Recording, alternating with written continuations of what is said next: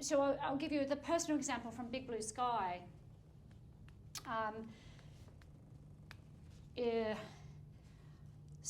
Most of my work has been outside Gold Coast facing, so it's been, in other communities. And I love the Gold Coast. It's, I feel home here. It offers me what I want. And so I was sitting there one day randomly, I don't know how long ago, it was quite a few years ago, and I'm going, I don't want to be the person on the couch complaining. But what am I going to do? So I don't want to be that person complaining about the broken system, the this, the that, the council, I don't want to be that person. But what can I do? And so I stayed in that question for a long period of time. It was just like antennas up.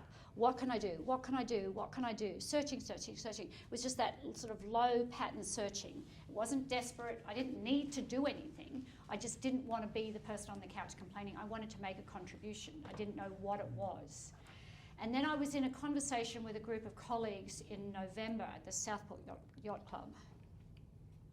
And one of them had just come back. This was in the time of Campbell Newman, the previous premier, who was hell-bent on selling all the assets of Queensland to the Chinese as the premier.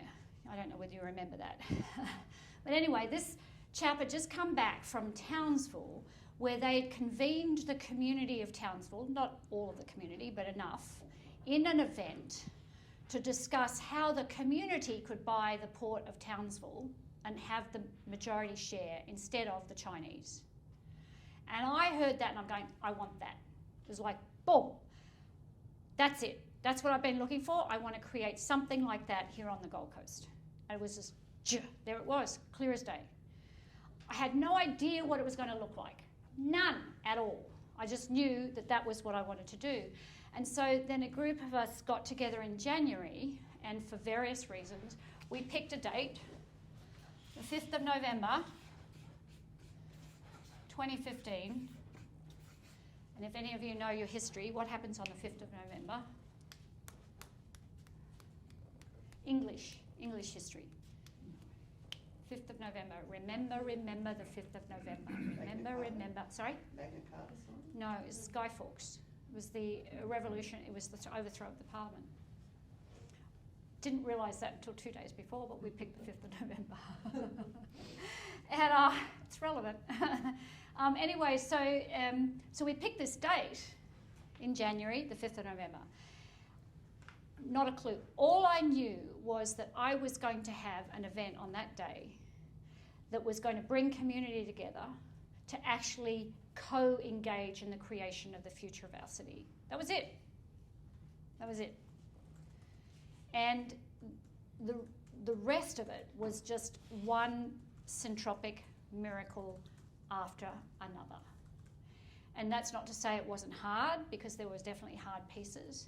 But when I walked into the City of Gold Coast Council and met with the head of economic development at the time, when I walked out of that room, he knew without a shadow of a doubt, because I was in transmission mode, that there would be an event on the 5th of November. It would be about this.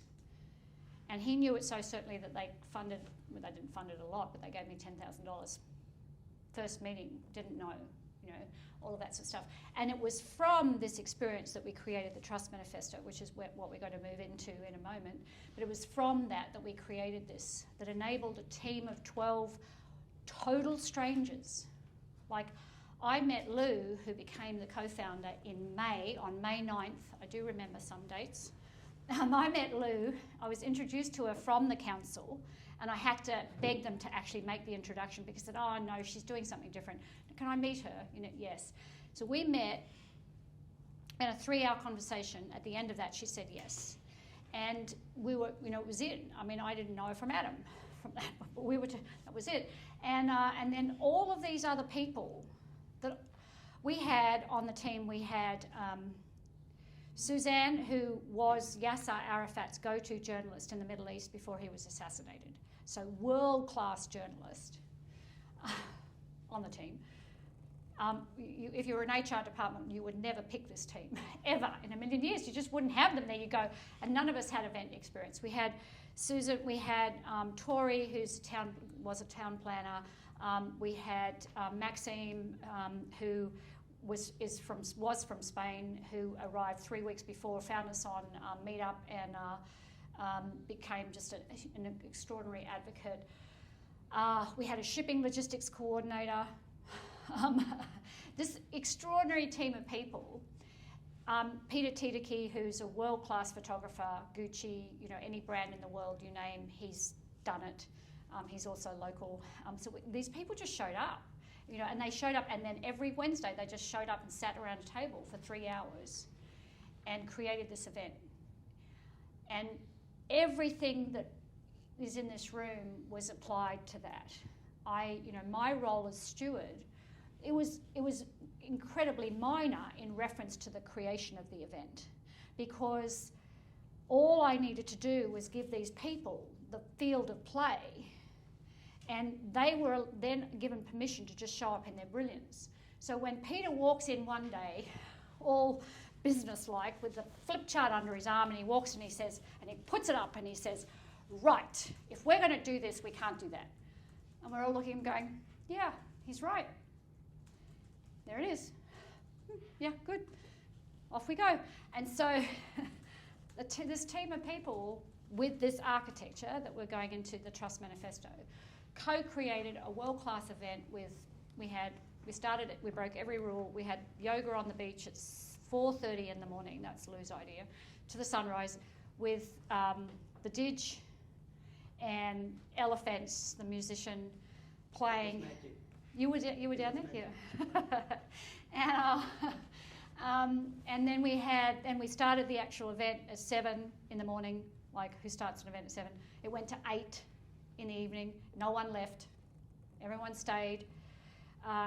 This extraordinary experience, over 30 speakers, all these moving parts, no logistics person till 2 weeks out. That was fine, and it worked. It was like when you walked in, you might be able to speak to this, Nikki, when you walked into that space, it was at Q1, when you walked into that space, I defy anyone who attended that event to not say the moment they walked into the space, there was something already in the air. And that was because this team of people had held this together with such extraordinary love and care for what was being created. It was amazing. Right down to Joan on the day. Because no one had a job description. There was no job descriptions at all. Everyone created their space because we'd done the audit. We'd done the integral audit that we talked about earlier today. So no one had a job description. There was only one occasion where one of the people had a little bit of a bossy, dominant sort of ego thing going on, and all we needed to do was make a slight adjustment and say, hey, I think you would actually be better doing this role, and we knew that it was going to be a perfect match, and he just said, oh yeah, I'd really like that. Solved the problem just by making just a little sideways shift. He stepped over there, was brilliant at what he did. That was the only adjustment that we needed to make to the team. Joan showed up on the day, realised that we needed a timekeeper. She stood at the back of the room from probably 8 o'clock in the morning till 8 o'clock at night. She stood at the back of the room. And I have never experienced a human hold the space as brilliantly as Joan did. It was absolutely, it didn't look like she was doing anything. It was absolutely masterful. Masterful. She kept the whole room together from a time sequencing point of view. And so they're the type of things that happen out of this, having these pieces in place and then putting the architecture around it that enabled that to happen. Yeah, it was just incredible. And the hard part, there was definitely hard parts, but my job was essentially to be the person in charge of raising money and managing the budget. Both roles that I had no skills at all.